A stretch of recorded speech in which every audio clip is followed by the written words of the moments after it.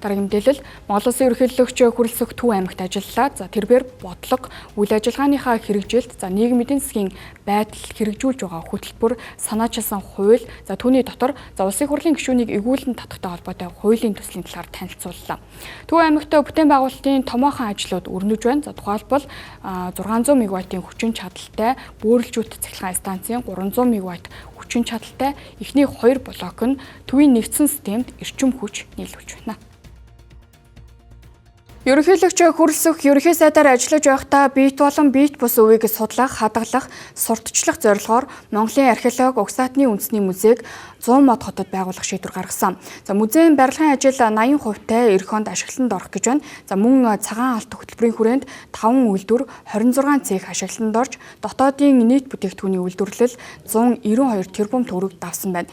Энэ нь өнгөрсөн оны мөн үетэй харьцуулахад 20 орчим хувиар өсжээ. Үндэсний хөдөлгөөнд төр үеийн хөвшил, гадаад дотоодын хөрөнгө оруулалтаар тогтцолт, ногоон байгууламжийг бий болгон өргөжүүлэн ажиллаж байгаа нь нэн сайшаалтай. Түүнчлэн Төв аймгийн ажилсаг ард иргэд мал аж ахуйг хөгжүүлэх, малын үйлдвэр угсааг сайжруулах, ашиг чимийг дэвшлүүлэхэд анхаарч малын тоо толгой өсгөх, байгаль дээлтэй мал аж ахуйг эрхлэх бодлогыг орон нутгийнхаа нөөц болцоонд тулгуурлан шийдвэрлэж, орон нутаг болон улсынхаа эдийн засагт бас бодит төв нэмэр оруулж байгаад төрийн тэргүүн сэтгэл хангалуун байна. Боловсрох салбарын үйлдвэрлэлийг нэмэгдүүлэх зорилгоор баялаг бүтээгчид, үйлдвэрлэл үйлчлэгээ эрхлэгчид 2023-аас 2025 694 аж ахуйн нэгж баялаг бүтээгч бий болж 134.6 тэрбум төгрөгийн зээлийг олгоод байна. Монгол Улсын ерөнхийлөгчийн санаачилсан хэрэгжүүлж буй хүнсний хангамж аюулгүй байдлын үндэсний зөвлөгөөний хүрээнд 71.4 тэрбум төгрөгийн зээлийг бас олгоод байна. Улсын хурлын гишүүд иргэдийн төлөөлөл болж ажиллах ёстой байдаг. Иймээс ёс суртахуунгүй ажиллаа хийж чадахгүй байгаа гишүүнийг эргүүлэн татах хэрэгтэй.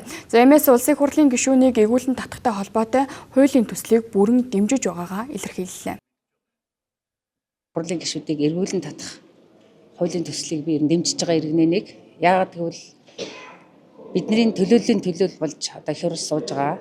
Их хурл байгаа гишүүд маань ёс зүйтэй хостой ажиллаж байгаа төрön тогтвортой байж, их хурлын гишүүд нь хулгай хийдэггүй зөв байж, тэгээд ямар нэгэн нам гэхгүйгээр одоо энэ төрийнхөө төлөө ажилдаг байгаа ч гэсэн ийм л одоо хэлмээр байна. Ёс зүйгүй гишүүд бол маш олон л байгаад байгаа шиг байгаа.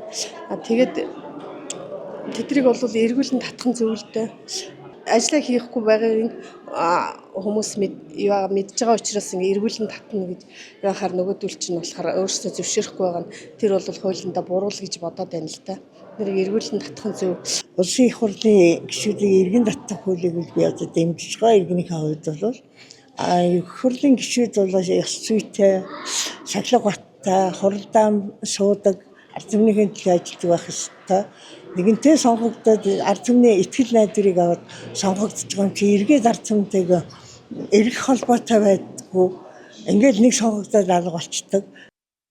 Мөн ерөнхийлөгчийн ивэл дор хонь нослох, улсын авраг шалгаруулах, алтан хайж 2025 анх дугаар тэмцээнийг зохиож цаашид улам үргэлжлүүлэхээр төлөвлөжээ.